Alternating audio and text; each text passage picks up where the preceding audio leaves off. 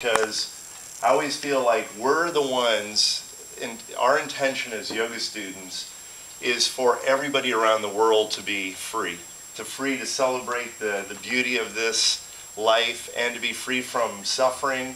And if we all could join together, then the world is going to be a much better place. So, you know, in yoga, when I was even saying yoga is growing and all these styles are growing all over the world, there still fundamentally is a unified connection. And so for you to have an exposure to all the styles, I think it's a great attitude to have to welcome all these. So I'm really happy to be here.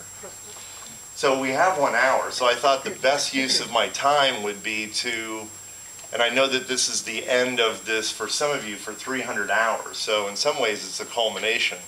So any questions you have on yoga teaching, on anything, I'm here for 1 hour. All right. So we'll just do full open questions, and if I don't know, I'll give it to Michael. All right, on anything. Yes, please. How did you come up with the precepts of Anusara? You know, Aristotle, yeah, how did I come up with the principles and the precepts of Anusara? So I always remember what Aristotle said, and one of the great axioms that Aristotle said is there's nothing new under the sun. So first and foremost, I never think that I came up with something unique. Perhaps, like Monique said, oh, wasn't my idea for the 300 hours, but she has facilitated that. And I think I'm more of a facilitator than some sort of like inventor or discoverer. I've had the best teachers in the world, you know, and I've studied, what's great about this area is that, gosh, almost 30 years ago, I first started coming to California, in Southern California, to study yoga. And at the time I was in Texas, and my mother put me even on trains and planes and sent me around the world to study. And I started, she had me formally studying when I was 14. I mean, traveling, but even earlier, getting me to study like the Bhagavad Gita when I was 13 and reading some of the principal Upanishads at that time and reading Autobiography of a Yogi, which completely shifted my world. And once I got exposed to all these different teachers, and especially right here in the Encinitas area, because I had Batavi Joyce as my teacher, I had Tim Miller, I had many friends here. Roger Cole's been a friend of mine for 25 years. I was on the board of the Iyengar Association worldwide for 4 years, which was located and headquartered here out of San Diego. And so I was close to Mr. Iyengar for 10 years. So I've studied with the best really over these 35 or 40 years, and what I've done is listening to all these different teachers, I just would synthesize universal principles that I kept hearing from everybody. Because it wasn't really, there was nothing new under the sun. But what I did find with a lot of the students is they would have sometimes trouble tracking what some of the teachers were teaching.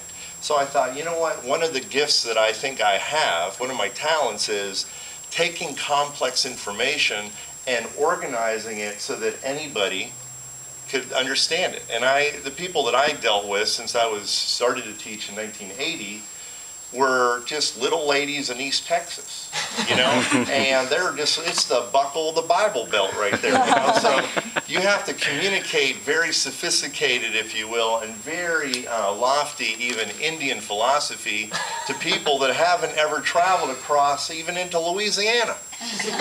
So I had to figure out, like, how can I present this in ways that anybody can hear me, and especially in a very Christianized area that would connect to those. And you know, interestingly, when you study Yogananda's history too, he was very brilliant in that because he was the first Indian guru to come to the United States and actually take residence here in the United States. And he realized that in the 1930s, even 40s, that this very Christianized country was not going to be changed and convert to Hinduism. Even though he might often wear a turban and Swami clothes, he would talk to him from a Christian point of view.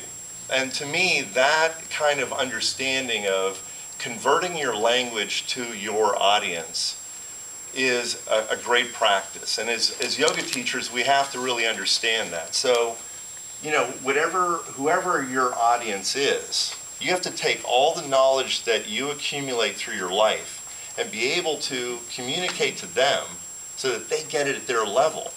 It's not like downloading all of the information you've ever learned and they can't hear it. So if you want to be a good yoga teacher, even a great yoga teacher, it's going to be a matter of communication and articulation. So my principles have been a synthesis of all the teachers that I've ever had. And at one juncture, I used to record and take notes of every teacher, and I have literally file cabinets. And at one time, I'd reached about 130 teachers that I'd studied with around the world, and I've accumulated. And what I did is I literally synthesized all these teachings. And I came up and I saw that they kept saying the same thing, but in different ways. That there wasn't anything new under the sun. And that's where I got universal principles of alignment.